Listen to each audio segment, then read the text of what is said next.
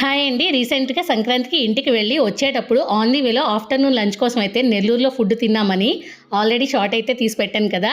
అయితే ఈవినింగ్ కూడా ఏం తిన్నామో చూపించబోతున్నాను. మేము జనరల్‌గా ఈవినింగ్ టైంలో మరీ ఎక్కువగా అయితే ప్రిఫర్ చేయము. రైస్ లాంటివైతే మరీ తక్కువ. ఓన్లీ టిఫిన్ మాత్రమే చేస్తాం కాబట్టి మేము ఆన్ ది వేలో పాకశాల అనే హోటల్ కనిపిస్తే అక్కడైతే ఆగాం టిఫిన్ చేద్దామని చెప్పి. అక్కడ లోపలికి వెళ్ళిన తర్వాత మేము మెనూ చూసి ఒక దోస మాత్రమే ఆర్డర్ చేసుకున్నాం. అక్కడ మెనూ చూడగానే మాకు అనిపించింది ఏంటంటే ఇక్కడ టిఫిన్స్‌కి ఇంతంత కాస్ట్ ఎందుకు పెడుతున్నారో మాకైతే అర్థం కాలేదు. వాళ్ళు టిఫిన్స్ అమ్ముతున్నారా లేకపోతే ఇంకేమన్నా అమ్ముతున్నారో కూడా తెలియట్లేదు. అంతా ఓవర్ ప్రైజీగా అయితే ఉన్నాయి. అప్పటికే నైట్ అయిపోతుంది. ఇంకా లేట్ చేయడం ఎందుకులే అని చెప్పి మేమైతే ఒక పేపర్ ప్లెయిన్ దోస అయితే ఆర్డర్ చేసుకున్నాం.